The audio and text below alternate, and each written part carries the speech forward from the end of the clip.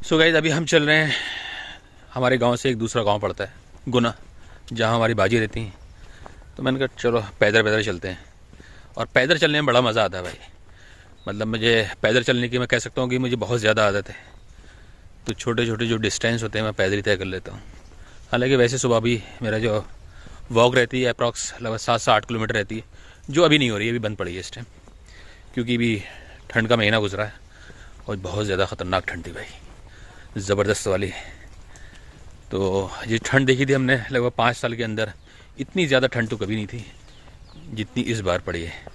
तो अभी मैं आ चुका हूँ, हमारा जो बाग है आम का बाग, मैं वहाँ आ चुका हूँ। ये आप देख सकते हैं, ये है हमारा आम का बाग। और ये बाग लगाया था हमारे दादा ने, और इसको लगे हुए अप्रॉक्स लगभग 50 साल तो करीब हो चुके हैं, क्योंकि 35 साल, क्योंकि 45 साल के तो हम ही हो गए। तो इस बाग को लगे हुए अप्रॉक्स 50 साल से ज़्यादा हो चुके होंगे, क्योंकि जब हमारी पैदाइश हुई थी तो हमारे दादा नहीं थे, और हमारी पैदाइश से लगभग 10-15 साल पहले ये बाग लग गया था, और जो अभी भी मौजूद है माशाल्लाह। और इसका जो एरिया है, लैंड एरिया लगभग 14 बीघे करीब है। तो 14 बीघे में ये हमारा पूरा बाग है। इसी बाग के किनारे किनारे भी चल रहे हैं, क्योंकि इगरे और गुने के बीच में ये बाग पड़ता है, और इगरे और जो गुने का डिस्टेंस है अप्रॉक्स लगभग 1500 मीटर के करीब है। तो बड़ा मज़ा आता है इन रास्तों पर अगर आप पैदल पैदल चलो। फ़िलहाल तो अभी हम तन्हा और अकेले हैं, हमारे साथ कोई भी नहीं है। तो सो गई यहाँ की खूबसूरती देख के और यहाँ की मिट्टी की खुशबू सूंघ के बचपन की पूरी याद आ जाती है, क्योंकि बचपन के बहुत सारे दिन हमने इन्हीं रास्तों पर गुजारे। ये हमारा बाग था, अक्सर हम यहीं, गर्मियों के दिन तो हमारे यहीं कटते थे। जब छुट्टी होती थी मई और जून की, तो इन बागों में ही हमारा ज़्यादा वक्त निकलता था।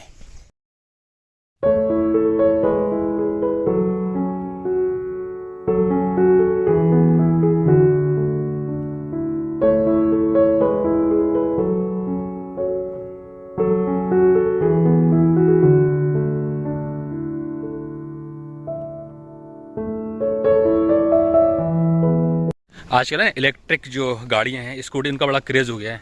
तो अब 12 साल 13 साल के बच्चे भी उनको घुमाते फिरते हैं, क्योंकि इस गाड़ी का कोई रजिस्ट्रेशन नहीं है भाई। हम मैं ही देख रहा हूँ यार, ये गांव में भी मतलब ये गाड़ियाँ आ गई। और एक हमारा वक्त था कि हमें साइकिल भी नसीब नहीं थी। तो सब ये वक्त वक्त की बात है, ये सारी चीज़ें वक्त के साथ चेंज होती रहती हैं। अब जो स्कूटी, गाड़ी, ये सारी चीज़ें आम हो चुकी हैं।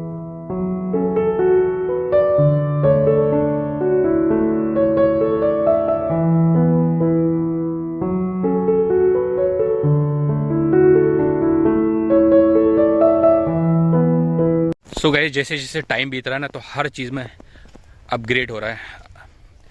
तो मैंने बताया ना, ये स्कूटी अब गांव में भी आ चुकी है। इलेक्ट्रिक जो स्कूटी है उनका रजिस्ट्रेशन नहीं होता, ना कोई इंश्योरेंस होता है। अब चलाते वक्त कोई हेलमेट की ज़रूरत नहीं पड़ती, और उनकी जो मैक्सिमम स्पीड होती है 30 किलोमीटर्स पर आवर्स होती है। इसी वजह से इंश्योरेंस भी नहीं होता उसका, ना हेलमेट और ना ही कंपलसरी कोई इसका रजिस्ट्रेशन है। बिल्कुल फ्री है, आप जाकर लेकर और चलाओ से बढ़िया करके। तो कॉस्ट भी ज़्यादा नहीं है। लेकिन भाई यहाँ की जो खूबसूरती देख के इस टाइम जो बड़ा अच्छा लग रहा है, बहुत अच्छा महसूस हो रहा है।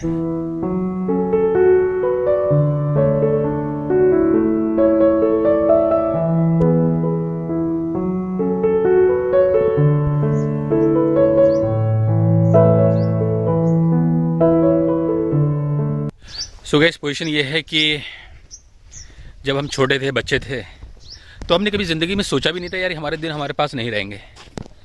तो वो दिन जो होते हैं लगभग 5 से 7 साल, जब आपको थोड़ा सा होश आने लगता है, और 17 से 18 साल तक, तो वो दिन सबसे ज़्यादा गोल्ड होते हैं आपके लिए। मतलब सबसे ज़्यादा हसीन, कोई टेंशन नहीं होती इसमें, लेकिन किसी को एहसास नहीं होता कि वो दिन आपके पास नहीं रहेंगे। तो सब यही चल रहा है। मैं जिस साइड में चल रहा हूँ ना, तो यहाँ पर एक झील थी, वो अब भी है, लेकिन पहले में और अब में बहुत ज़्यादा फ़र्क हो गया उसके अंदर। पहले में और अब में ये फ़र्क है कि पहले बहुत ज़्यादा साफ़ सुथरी थी, लेकिन वक्त के साथ साथ उस पर भी कहीं ना कहीं जंग लग गया, वो भी बहुत ज़्यादा गंदी हो चुकी है। उस झील में बहुत ना, हमारी पूरी टीम थी। सो गाइस जब मई और जून का जब टाइम आता था, तो ज़्यादातर हमारा जो वक्त इसी झील में गुजरता था भाई।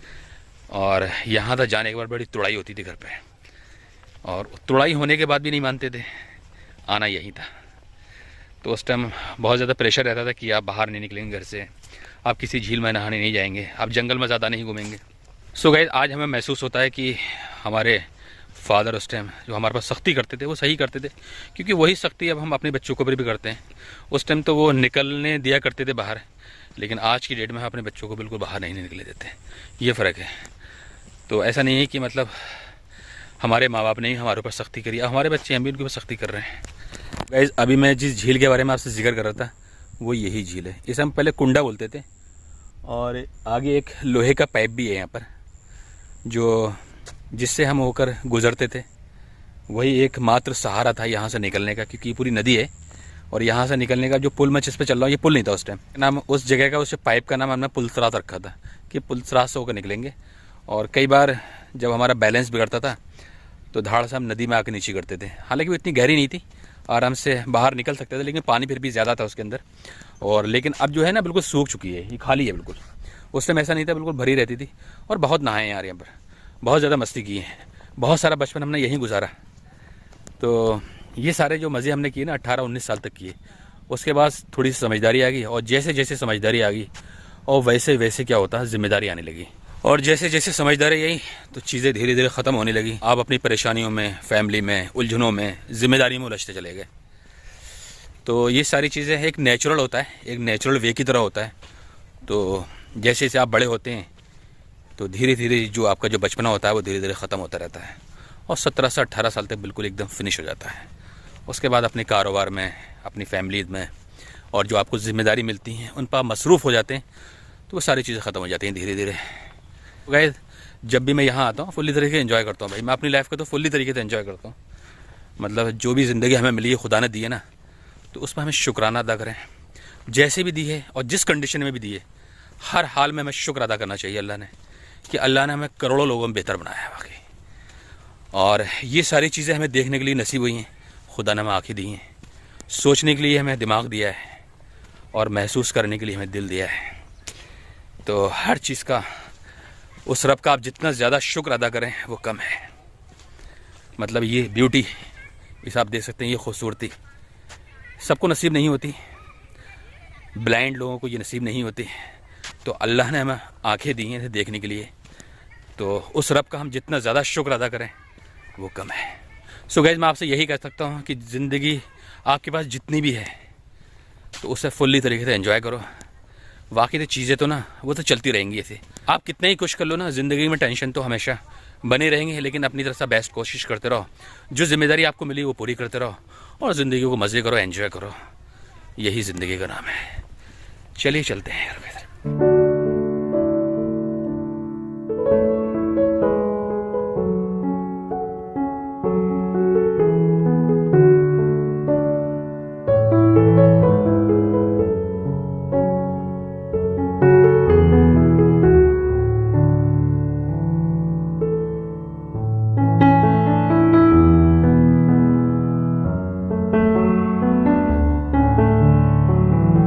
सो गाइस, अभी गुने पहुंचने वाले हैं पैदल पैदल। बड़ा मज़ा आया पैदल चलने में, मुझे तो बहुत ही मज़ा आता है भाई पैदल चलने में। अगर सही हो तो अप्रॉक्सीमेट 10 किलोमीटर डेली पैदल चलूँ। हालांकि चलता हूँ 7-8 किलोमीटर तो मैं चलता ही हूँ खैर। तो ऐसे रास्तों में तो बहुत मज़ा आता है। लेकिन हम जहाँ मॉर्निंग में वॉक करते हैं, अभी खैर नहीं कर रहे हैं इस टाइम ठंड की वजह से, तो वही बहुत ज़्यादा ग्रीनरी है, लेकिन इसके सामने ना वो कुछ भी नहीं है।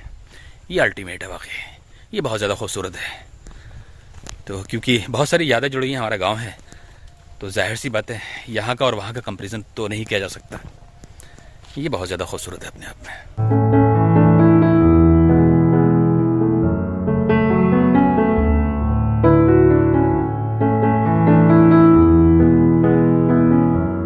सो गाइस, अभी हम पैदल ही पैदल चल रहे हैं, अपनी घर की तरफ बढ़ चुके हैं। अभी हम बाजीगर गए थे, अप्रैल 2 से 3 घंटे करीब वहाँ रुके, अब जा रहे हैं घर पे। तो बड़ा अच्छा मौसम, काफ़ी सुकून मिला, और काफ़ी सारा हमने व्लॉग शूट भी किया। हमने कोशिश की अपनी साइड से कि हम अच्छे करके ये व्लॉग शूट करें।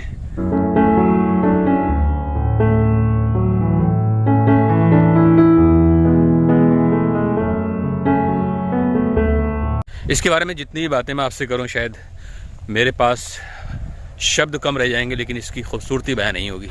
इतना ज़्यादा खूबसूरत नज़ारा है यहाँ का, और मौसम बहुत अच्छा है। देखिए अभी मैं टी शर्ट पहना हूँ खाली, तो हल्की हल्की सी ठंडी सी हवा चल रही है जो अपने आप में दिल को बहुत ज़्यादा सुकून दे रही है।